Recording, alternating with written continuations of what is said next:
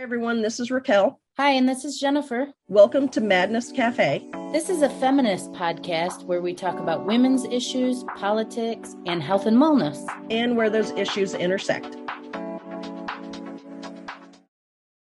Hey, everybody. Welcome back to Madness Cafe. Today, we are joined by Saoirse Nash, and we are going to talk about a topic that just doesn't get enough. It doesn't get enough press, or people aren't talking about it nearly enough. So let me just tell you all a little bit about Saoirse. As a content contributor and patient liaison for Live UTI Free Ltd, Saoirse's work is focused on supporting women in accessing appropriate treatment and testing, particularly for pelvic and bladder health. Through her past and present health struggles, including a long-time chronic UTI, Saoirse has become incredibly passionate about helping people improve and maintain their health holistically. Recognizing the importance of an individualized and whole person approach to health through diet, movement, and nervous system regulation, Saoirse combines nutrition, lifestyle, and fitness to help bring her own and her clients' bodies back into balance. That is just a little touch of everything that Saoirse does. Saoirse, thank you so much for being with us today. We're excited to hear about all the work that you're doing. Yeah, thanks for having me. I'm really looking forward to the conversation. Would you start today by telling us a little bit about your own health history and how you got involved with the projects that you're now working on? Yeah, absolutely. I think, like with most people, well, at least most people that I've met that eventually end up working in healthcare in some form or another, they usually have their own health journey. There's usually been a chronic illness or an accident or something that kind of gets you into that space. For me, I wasn't a particularly sickly child, but sort of from the age of, I think maybe 14 onwards, I would get 2 to 4 acute UTIs a year. They'd be gone in a couple of days, sometimes even just 24 hours. I would treat them with increased fluids and bicarb in water so that I would alkalize the urine. That's how my mother told me to treat them. They never appeared to be an issue. They never hung around. They were never difficult to get rid of. But I also never had anyone in my life at that point that was kind of concerned about the frequency of infection. As I know now, you shouldn't be getting any infections really 2 to 4 times a year or more. You really should have a more robust immune system. But anyway, I kind of carried on that way until I was about 24, I think. I never took antibiotics for them. Again, I was never encouraged to do so. And because they always resolved quite easily with increased fluids, I never sort of viewed it as an issue. Then, when I was 24 years old, after a period of really, really intense, like emotional stress and trauma, I started developing UTI symptoms, was doing the stuff that I would have done in the past to try and resolve them. And it just wasn't going away. But nor was it increasing. It was kind of just niggling away in the background. I spent maybe 4 to 6 weeks with these niggly little symptoms, trying to deal with it on my own. Eventually was like, I'm going to have to go to the doctors for this, which I think was the possibly the first time I'd ever been to the doctors for a UTI. They tested me, they did find an infection. They gave me the standard 3-day course of antibiotics. That did nothing. And then when I came back to the doctors and said, "Oh, I'm actually still ill," I was essentially told, well, there's nothing we can do about that. Your test is coming back clear. You've had the antibiotics. We'll put you on the waiting list for the urologist and we'll see you in 3 years was the waiting time. 3 years. 3 years before I heard back from the urology department here. So, and at that point, the symptoms were starting to ramp up a little. Like I say, they'd started really slowly, kind of quite innocuously, really. But, as you're hitting week 7, 8, 9, they were starting to increase. I was quite uncomfortable. I had hit a dead end at my doctor's. And so I did what probably most of us do, jump on the computer, Googling your symptoms, reading everything you can possibly read. Yep, Dr. Google. Dr. Google, which is so funny because ever since this experience for me, when people talk about Google, I'm like, Google actually saved my life. Like the fact that I was able to Google, I mean, you need to be discerning, right? You can't believe everything you read on Google, but the fact that I was able to Google and learn, and then it was through my Google search that I found Live UTI Free. And I reached out. So their website is amazing, really, really informative, so many articles. They're really open to patients contacting them. So I had reached out, and the woman who responded was Melissa, the founder. And it was the first moment in however many months it had been at that point that I received any real sort of compassion and kindness but also like real valuable information. She gave me a list of clinicians in England that treat chronic UTI or embedded infections. And so I found a clinician, started treatment, and it took a long time for me to see a reduction in symptoms, but I've been so much better since then. Through that journey, once I started feeling well enough to energize and like I had space in my mind and body to work and put effort into things, I just really wanted to give back to this community or to work with other women that were struggling, because there's nothing like going through it yourself to make you super, super compassionate for other people struggling. Mhm. And what do you do for them now? Oh, I'm the director of the company. I'm also like a patient liaison for Ireland. So any women in Ireland that reach out, there's no real medical care for this in Ireland. It's my Mm. situation. It's essentially you go to the doctors, whether or not your test shows up an infection is really hit and miss because testing accuracy isn't great. You get your 3 days of antibiotics and then you wait for the urologist. So that's kind of the standard experience for women in Ireland. So anyone who reaches out to live UTI free, they pass on my email address, and I just liaise with patients in Ireland. I kind of talk to them about my experience and can kind of try and direct them towards avenues that might be helpful.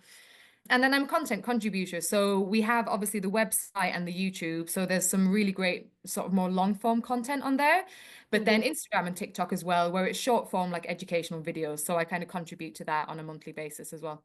I went on the YouTube channel and I saw a bunch of your videos, Saoirse, and Yeah. they're really good. You pack a lot of information into a very short video, Yes. but Yeah. I think it's enough to get people thinking, oh, there is help for me. Yes. Yeah. There is someone that I can talk to. I think it also directs them to look at the rest of the videos, to go to the website, and there is a wealth of information on there. I mean, it's Yeah. it's really Yeah. amazing. I have to imagine that it's got to be incredibly helpful to people. One thing that I'm curious about is your role as a patient liaison. What does that look like when either you reach out to somebody or somebody reaches out to you?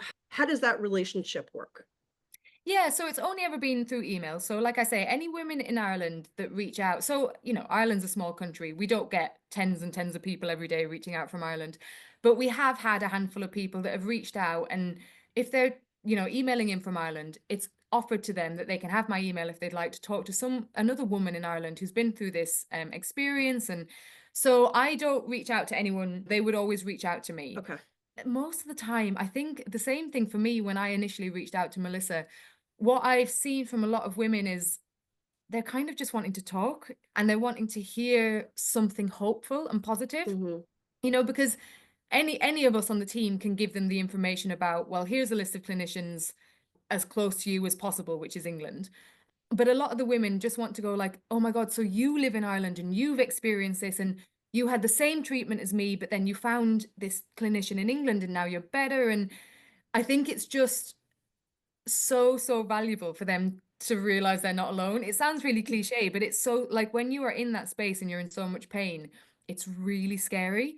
And to hear Mhm. that someone else has been there and is actually doing a lot better now, I just think does so much. So usually it's just emailing back and forth. Sometimes it's two emails. There's been a couple of ladies where it's been longer and they've updated me on their progress after they've started doing nutrition and lifestyle things with another practitioner. So yeah, it's kind of more support in that sense, Mhm. just that kind of conversation, really. You're being another resource for them. You're letting them be heard, and you're serving as an example that there is light at the end of the tunnel.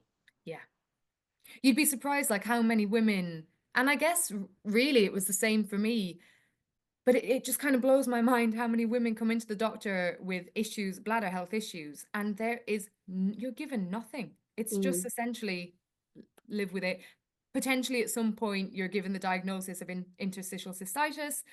But that diagnosis kind of is a brick wall as well, because it's like, well, that's just what you've got. Here's some medication to manage it, but there's Mhm. no hope of cure or other treatment.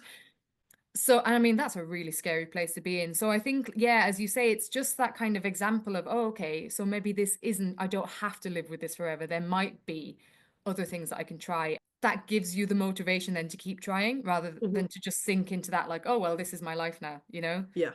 In our brief correspondence, you said My experience as both a patient and patient liaison has given me unique insights into the systematic barriers women face when seeking medical care, Mm, particularly for conditions that have historically been dismissed or misunderstood.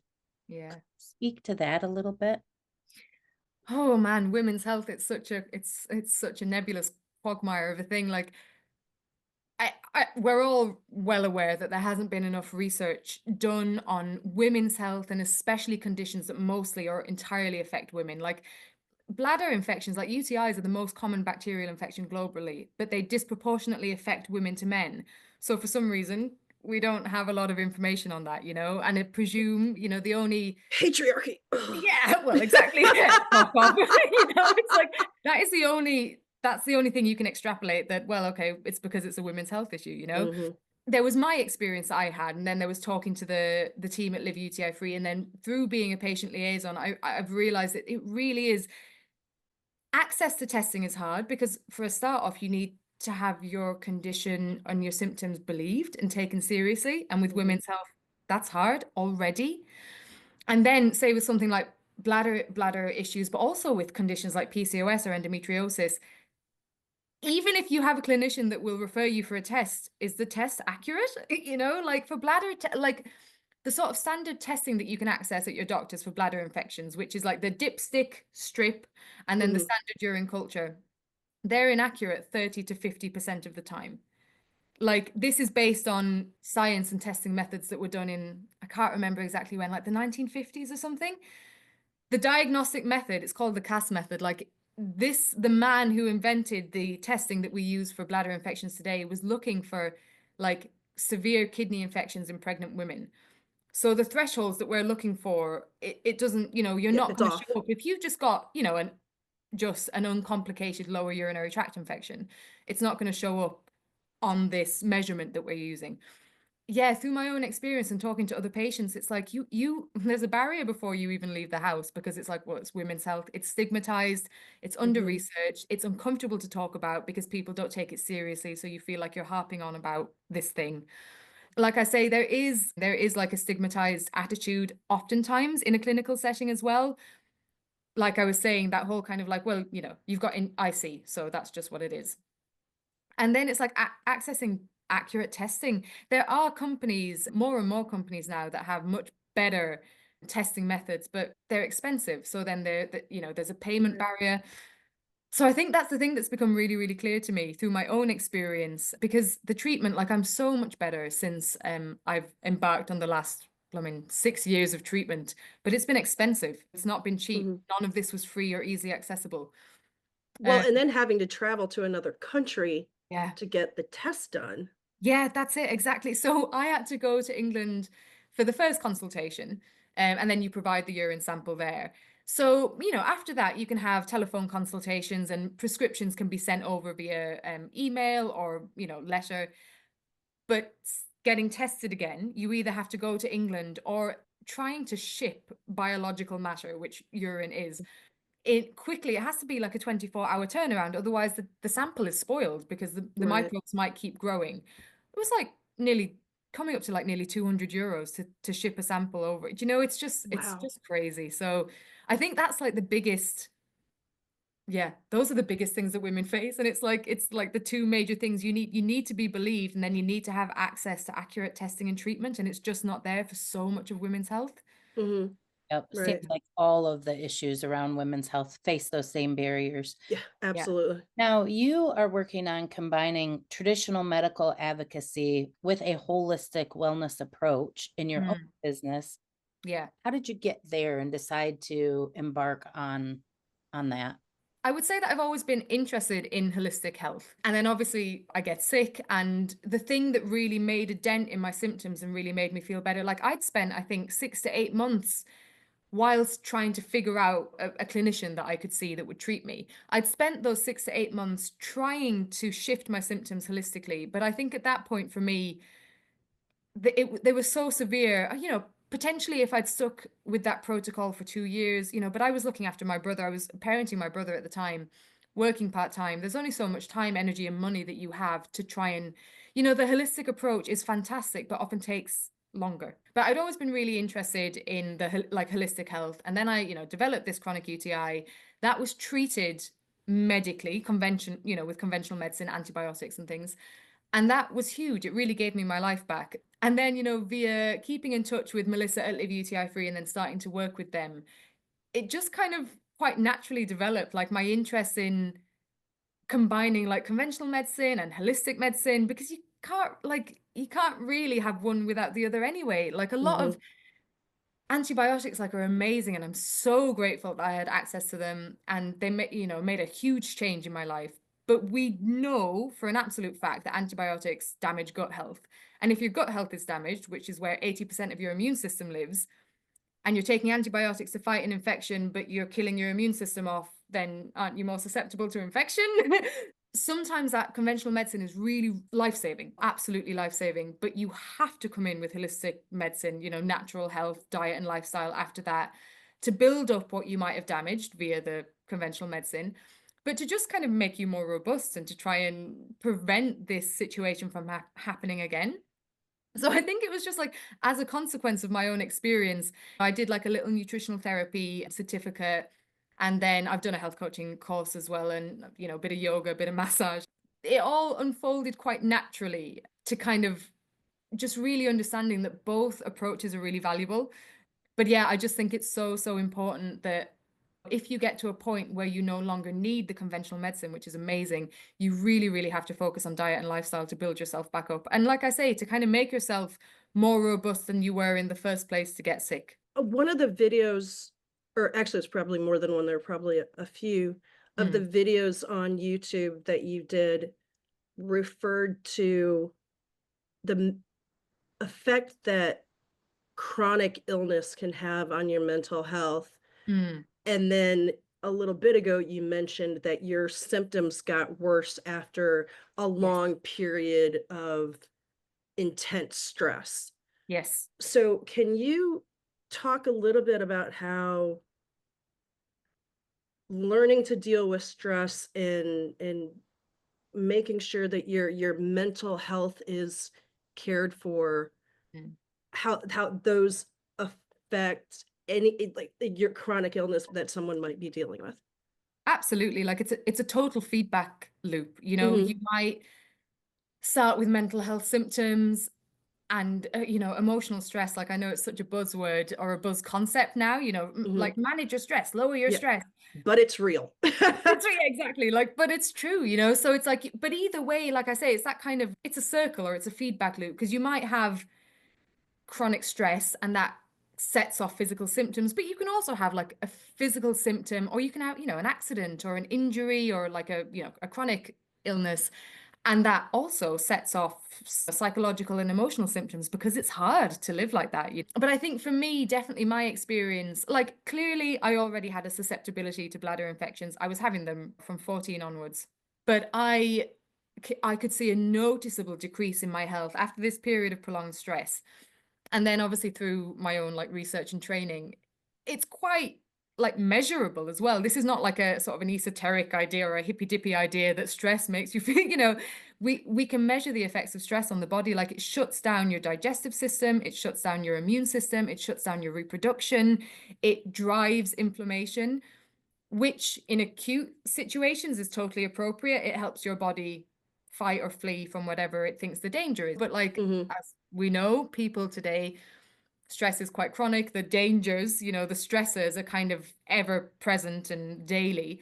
And that's when this system that's designed to protect you, and it's designed wonderfully in theory, but when you're living in that kind of chronic environment, it actually becomes quite damaging, Mm. and it's like I said, like 80% of your immune system is housed in your digestive system, in the gut. So once your gut isn't functioning optimally, and that might be because you're really stressed and your body's diverting energy away from digestion, or eating habits often change when we're stressed, right? You're like comfort Right. eating, or you're eating Mhm. less and you're not eating nutritious foods. But once that digestive system isn't functioning properly, your immune system's off. And then like it's just this whole cascade, like it's mind body, right? We can't separate the two. Yeah. So yeah, in my case, there's that like stressful emotional event. Yeah. And then over time that sets off this these physical symptoms, because I had digestive symptoms as well. It wasn't just bladder. I had digestive symptoms, I had energy issues, I had bladder issues. And then they're contributing to the emotional stress because you're feeling tired, you're in Mm-hmm. pain. It affects, like for me, at the height of my bladder symptoms, it was affecting work, it affects relationships, it affects your ability to socialize. Mm-hmm. So it's just then you're stuck in this chronic feedback loop. Yeah. And you're probably incredibly frustrated. Yeah. And just knowing me, I would probably be a bit angry as well. Yeah, I think, well, exactly that. Like, at least if you were going to your doctor's office and you were getting a lot of valuable information, or if you were even getting like quite a compassionate, understanding attitude. But when you're experiencing all of that, and then on top of that, you go to a clinician and they're like, well, it's like Mm-hmm. you say, that's when you can feel quite frustrated or angry. And then it's also really tricky because then you're looking at someone who's chronically ill and you're going, well, you have to manage your stress levels because this is making it worse. And that person's going, how do I manage my stress levels? I'm in pain all day. I'm tired. It's like, Mm-hmm. it's a really tricky cycle to break. And I think it requires like compassionate support from family and Yeah. friends. For me, Yeah. therapy was a huge, huge part of it. I really needed to work through some of the built up traumas. I Yeah. really needed to kind of start going through some of those. And you can also do somatic therapy. It doesn't have to be talking therapy, but anything that really helps move that energy through the body and unstick things. Right. And yeah, I guess that might, that working on the psychological aspect might look different for different people. Some people, like, talk therapy works really well for me. I love it. But some people might want somatic therapies or movement therapies, but Yep. just anything that really helps to kind of calm that nervous system. So you now go by the whole health coach. You have a Yes. business, you're helping people. What do you wish you knew about health before you got sick? Hmm. That's a good I don't- question. Yeah, it's a great question, and there's so there's so many answers to it. Give us a few. Yeah, yeah, We'll wait. yeah. We'll go for a few. Yeah, I think. Well, what we were just saying, I didn't. Yeah, not only did I not intuitively understand that stress was making me ill at the time, but also I wasn't reading anything about that. I didn't understand it on a like a cognitive level or an emotional level. And I actually think it's one of the most important factors. In fact, to be honest, that might be my number one, but it's a really, really tricky one to kind of coach people through because oftentimes it's like you're in a bad relationship and that is Mhm. really seriously impacting your health, or you're in a job that you really, really hate and that is having a measurable effect on your physical health, but it's not something that you can just wake up tomorrow and go, do you know what, I'm Yep. quitting my job or I'm leaving that relationship. So I know Mhm. it's not a simple thing, but in my experience, in my own experience, and in talking to other people and clients and observing patterns, I actually think it's the most important thing because it doesn't matter what you are putting into your body. If you're eating really well and exercising really well, but you're chronically emotionally stressed, you're fighting an uphill battle. Mhm. Because my first thought, obviously, when you ask that question is nutrition. You have to eat well. But it's actually like I say, I mean, it's great. If you're chronically stressed and you're eating well, that's fantastic.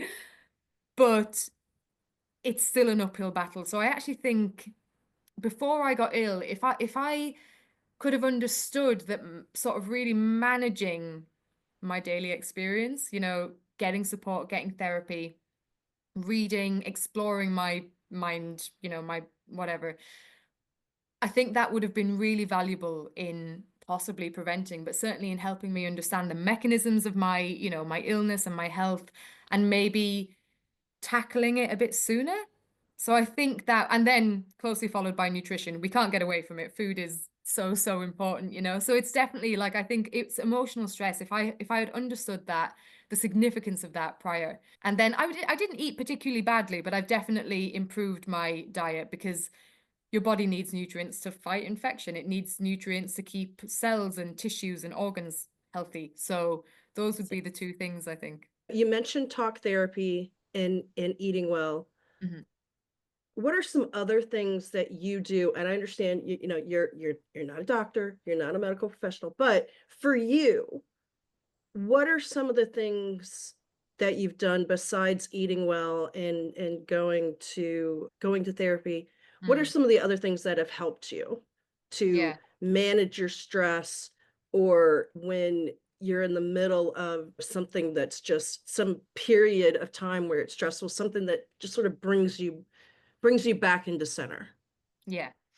So three things are coming into my mind immediately, and maybe two of them are kind of connected, but yoga has really, really Mhm. helped me, and breath work, but not breath Mm, work in like an hour long intensive breath work, but just really on the most basic level, connecting to mhm. your breath and using Right. that to kind of calm, to calm the nervous system. So those two things have been really valuable. Reaching out to friends, like when you're Yeah. really, really stressed about something, I think sharing your problems with people that you love and trust and receiving their love and support has been really, really valuable.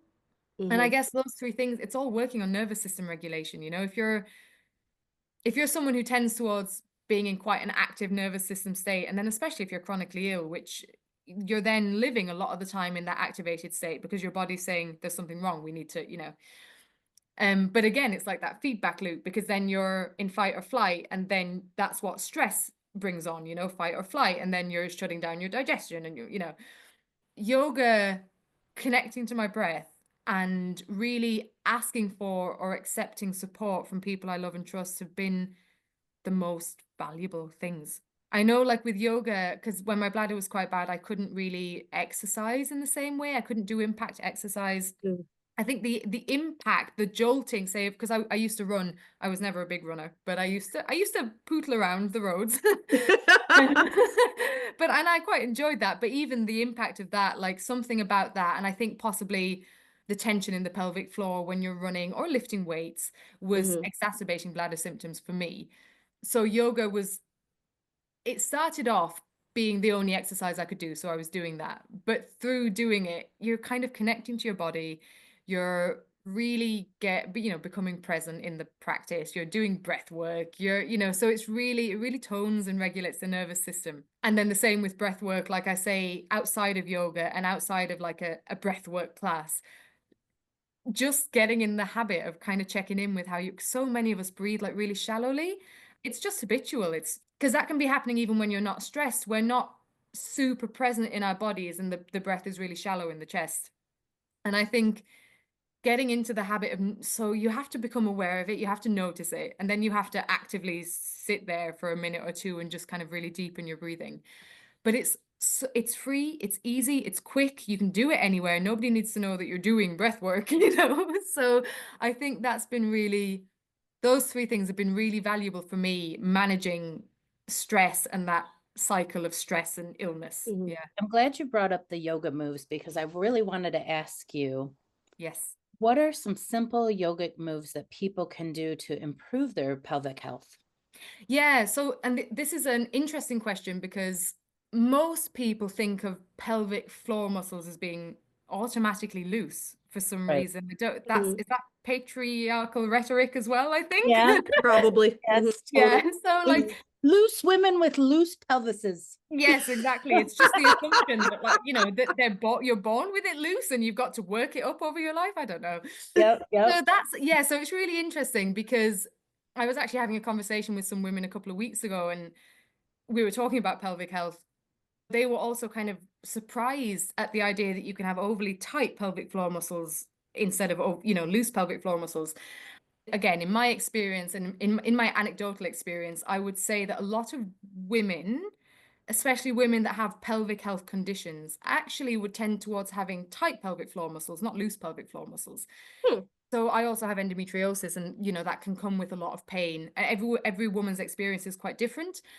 But if you have a lot of pelvic pain, whether it's from endo or bladder health or PCOS or even the coil, some women have quite painful periods.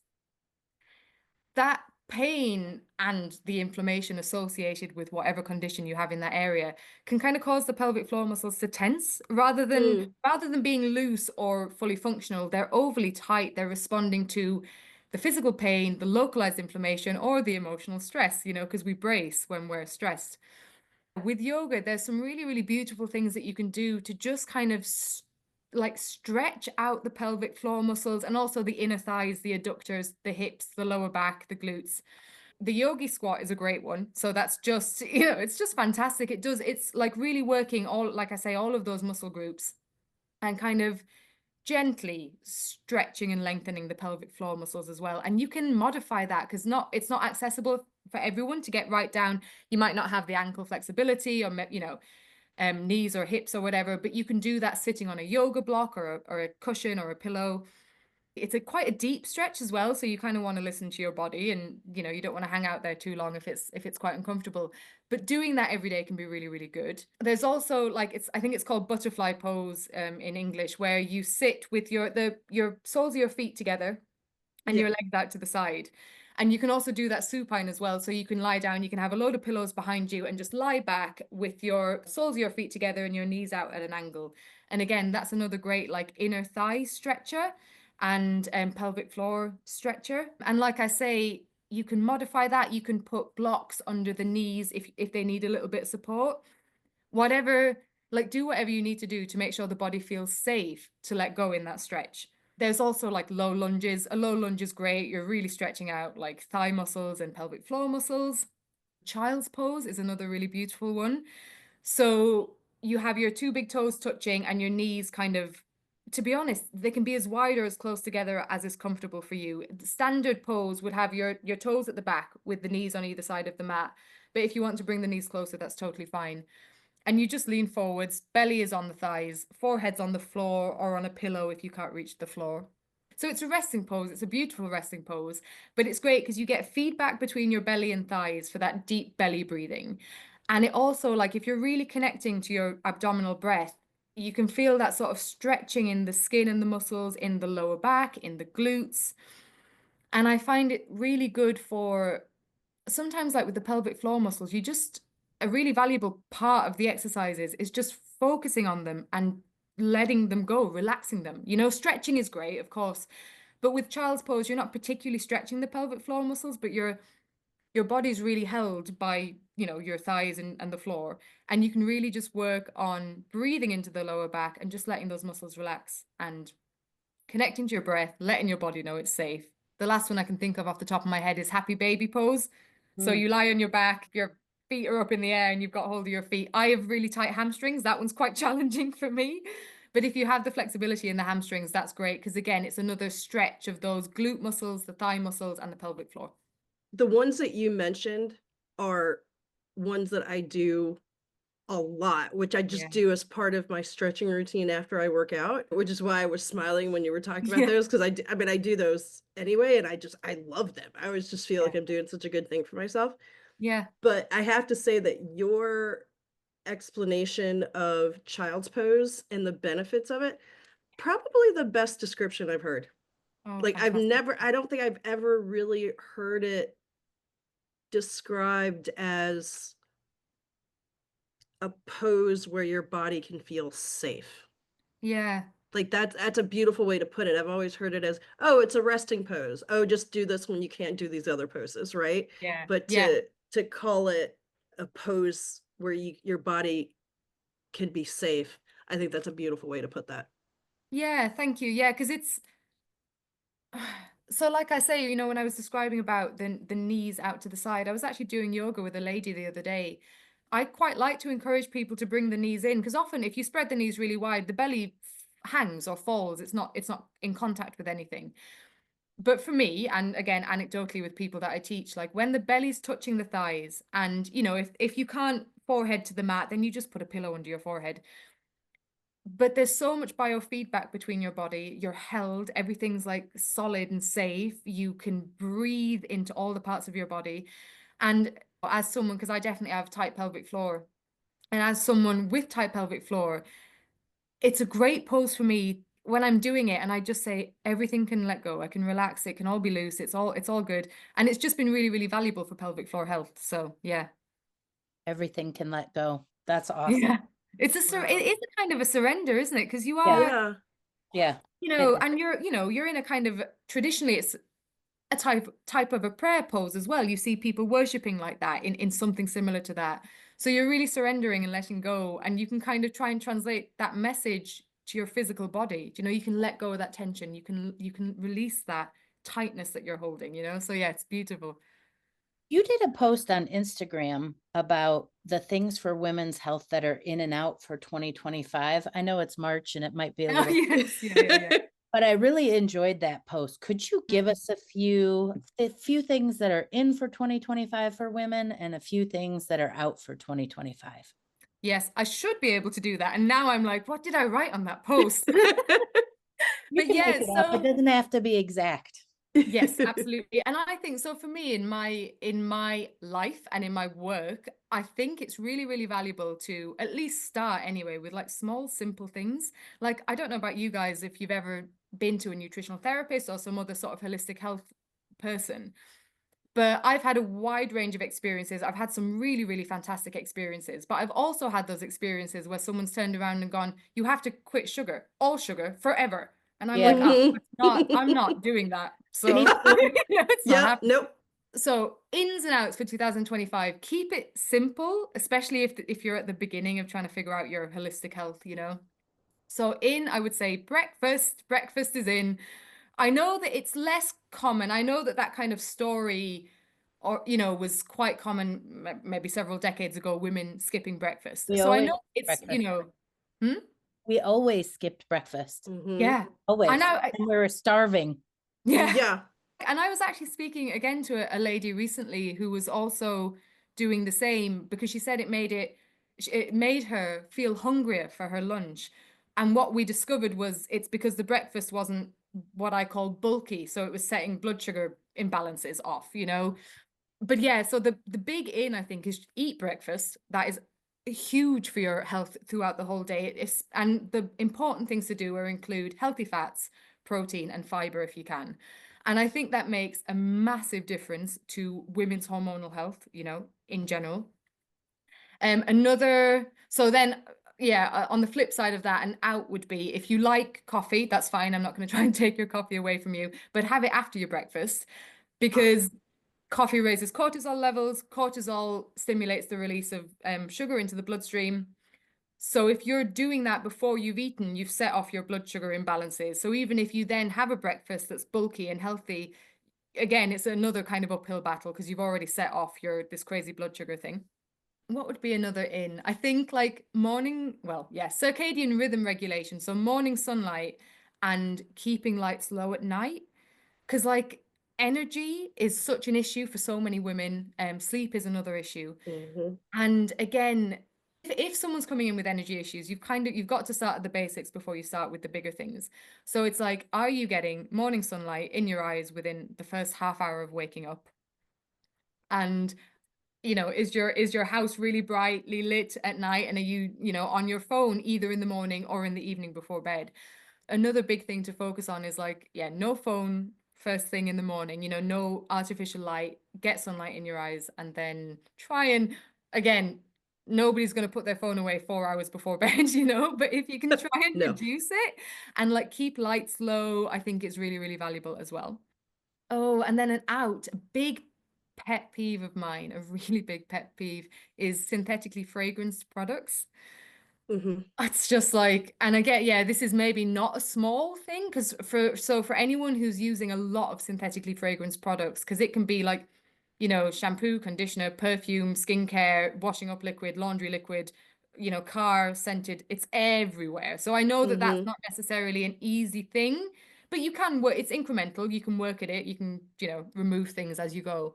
Yeah. But that's a really, really big pet peeve of mine, especially for women who are suffering with like vaginal microbiome imbalances, thrush, BV. But even if you don't have those symptoms yet, synthetically fragrance products have a lot of endocrine disrupting chemicals. So they're just a no-no, So that's a big one for me. Because again, like I was saying, if you're doing all of that stuff and you're having your breakfast and coffees after breakfast and you're getting morning sunlight, but you're wearing perfume, everything you wear and touch is scented, everything's chemically made, nothing's natural, then again, you're kind of loading onto your system just as you're trying to load off. And then I think another one that I really love is, well, cycle tracking and like exercising in sync with your cycle. So again, like you don't want to scare people off exercise, but in the second half of your cycle in the luteal phase, your body's making progesterone and that does all sorts of things. It doesn't just prolong the lining of the womb or pregnancy. It's a mood regulator as well, a mood stabilizer. But progesterone So if you're stressed, your body will prioritize making cortisol instead of progesterone. And stress comes in many forms. Like I say, like coffee, there's a lot of benefits to coffee, and studies have shown antioxidants and things like that, but it raises cortisol levels, which is the same mechanism as stress. That's, cortisol does a lot of other things in the body, but it's part of your stress response. And exercise, or at least like intense exercise, does the same thing. It's a stressor on the body, which is fine for men because they don't have that same hormonal cycle. And it's fine for women at certain times in the cycle.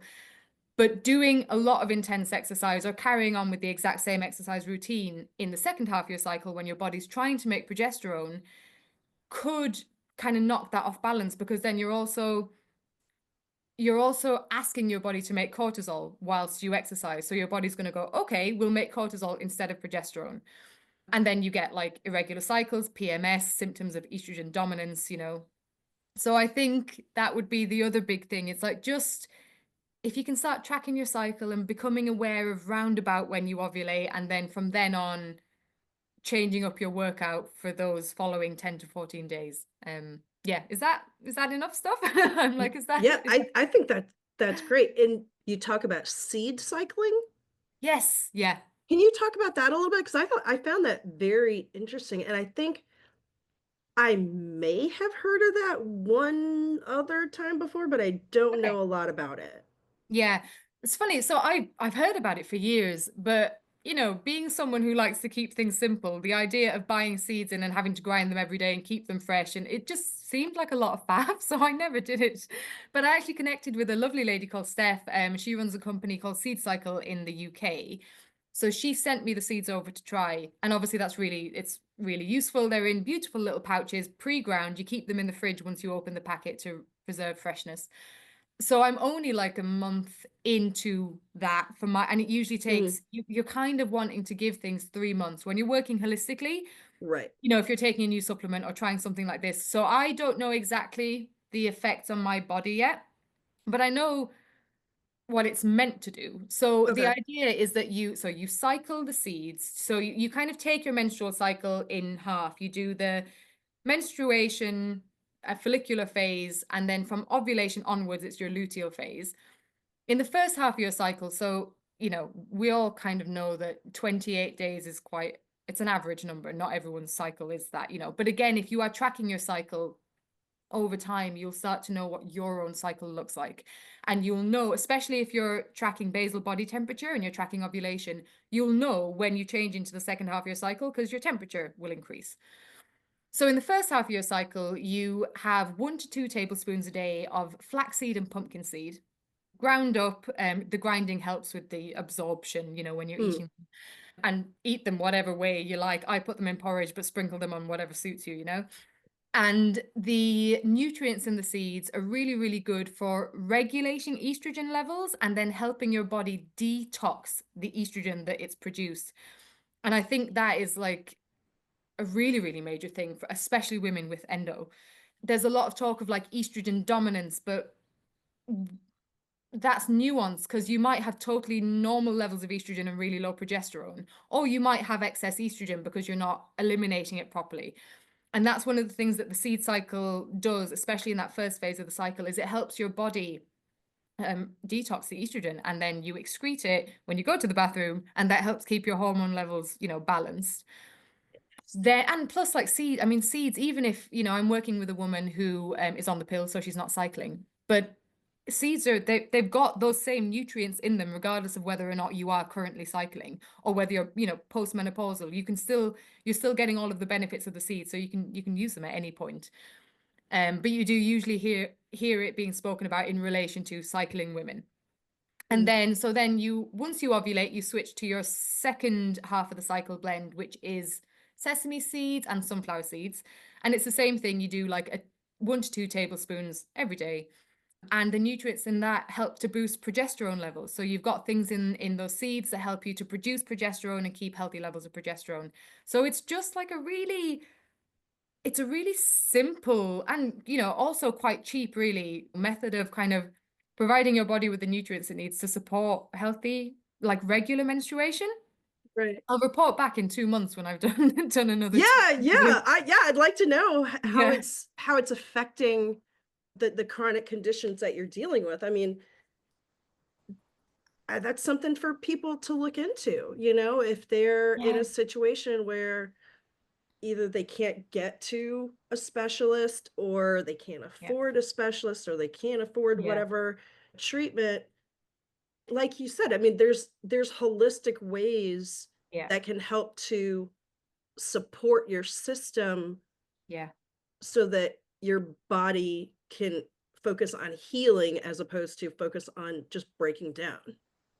And I think like the again, I'm really passionate, possibly because of my own experience, but there is so much of like a paywall, like a barrier, a financial barrier to people getting better. Mhm.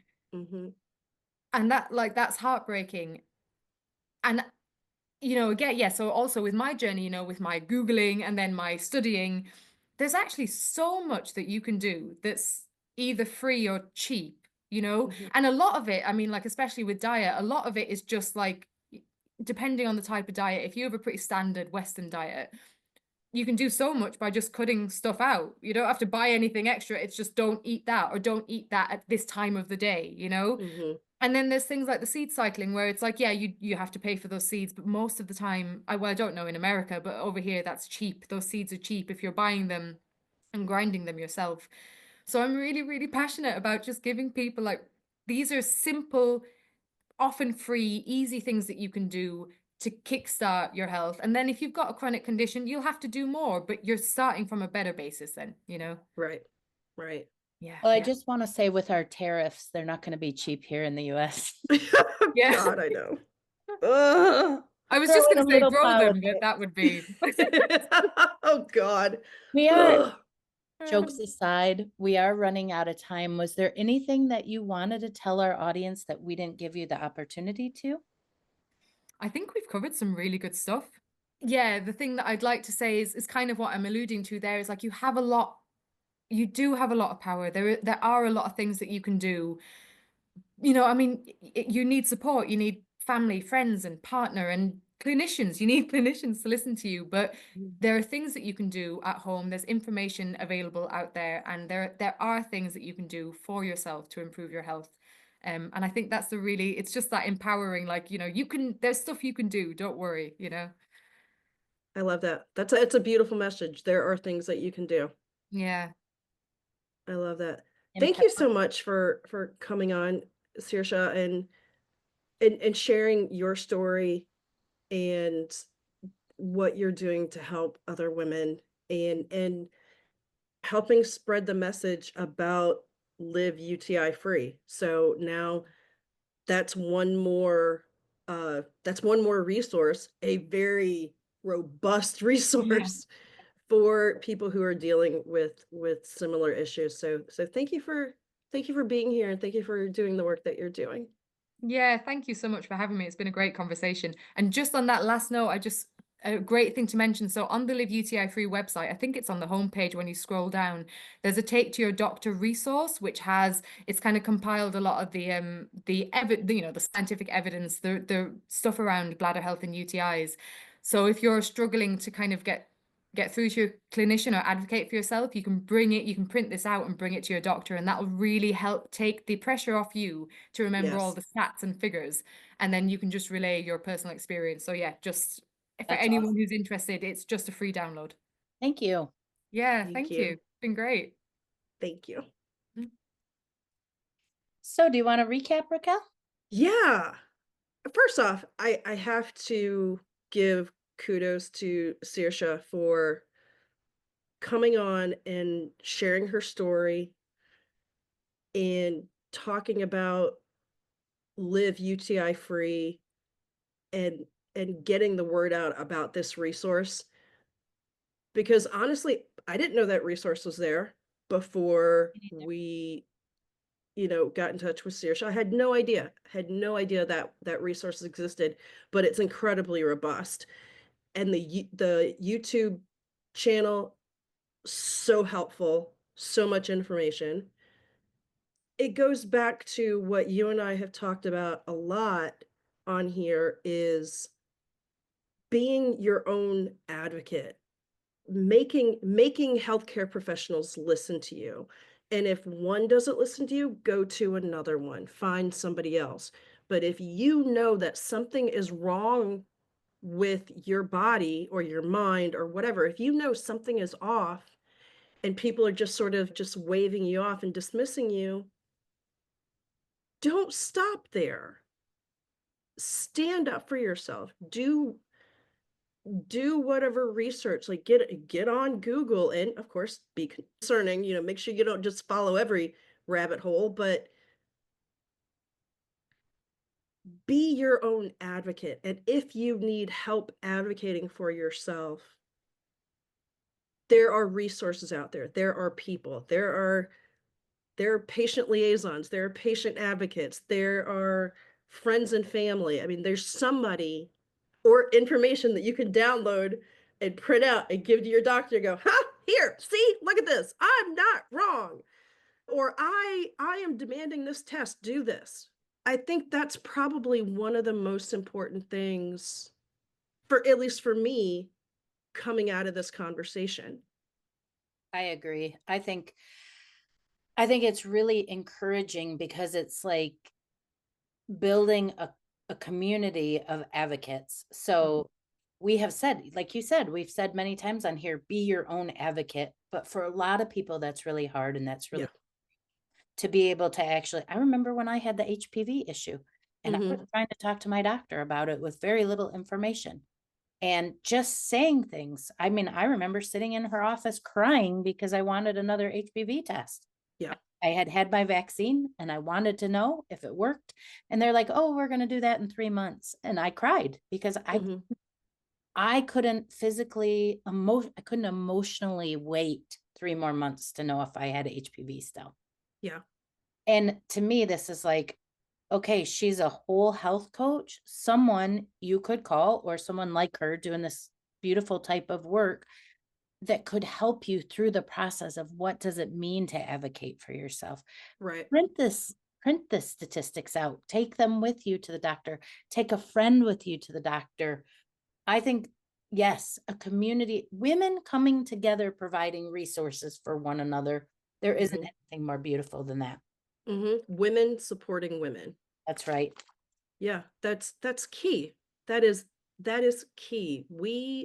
The saying "it takes a village," a lot of times that phrase is used in connection to like raising children, Sure. but we need we need villages and communities too as adults. We don't exist in isolation, nor should we. And honestly, the only way we're going to fight this political climate that we're in is to come together in community and help each other with the advocacy work. Mhm. Another thing I really liked that she talked about that I'm have trouble pronouncing names. So I'm really going to try. Saoirse? Saoirse. Saoirse. Yeah. Saoirse. Sorry, Saoirse. Names are not my forte. Raquel is really good. Other thing that Saoirse talks about and says, or talked about on our episode here today, is about after her health journey, she worked on having more robust health. So she has an infection, a chronic infection. You go to the allopathic doctor, you get your antibiotics, you get yourself cured. But then after, how do you get back to robust health?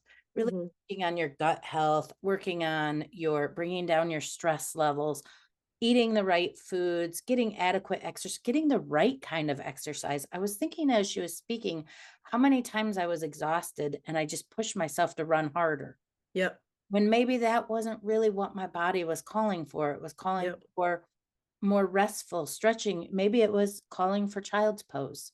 Yeah. Oh, it just wanted to let go Yeah. Yeah. and really building this robust nature of ourselves and realizing that we aren't in men's bodies. Yeah. We are in a cyclical body, even even as we are postmenopausal, we are in cyclical bodies that need us to take care of them in that manner. Mhm. Yeah, and sometimes you just need to change up what you're doing. Maybe not forever. For instance, I did kickboxing for a year and a half. Loved it. loved it, was going like 4 or 5 days a week, right? But I got to a point after maybe a year that things had changed in my job, and it reached a stress level that literally was just not sustainable. Yep. And I found that sometimes after kickboxing, I felt like my anxiety level was just ramped right up. And I was like, I don't think this is helping me right now. Right. This is not providing the release that I need right now. It just sort of making things a little bit worse, right? I had to listen to my body and go, okay, I need to take a step back from kickboxing right now, maybe try something else. You know what I mean? And I had to find a way to had to find something that, yes, provided movement for me, but brought my stress down. There's an important lesson in that, is that we have to listen to our bodies, and we have to listen to our minds, and listen to ourselves, because if we don't do that, if we don't know what our bodies normally feel like, then we aren't going to be able to advocate for ourselves. And I know that can be difficult, especially if you're working like 2 and 3 jobs, or you've got kids and jobs and spouses and all the things. It can be really hard to take that time to just go, "Oh, let me just bring it down a notch and just listen." But what Saoirse said is we could just start with being aware of where our breath is. Yep. Just Yeah. that's a start. And that's huge. Sometimes just saying, "Breathe." Just stop for 1 second and just take a breath. I'm really impressed with the level of her work. I think her work, the work on the UTI Free website, it's all really powerful, really important, great resources for people. Reach out if you think it's something that could help you. Mhm. Yeah, and or if you know somebody who could be helped by this information, send them the link. There's a lot of great information on there, and it's accessible information. There's information and resources out there to help you. You know what this episode was? What? Empowering. Yes. Yeah, very. I love that. Now let's empower you to give us a 5-star review.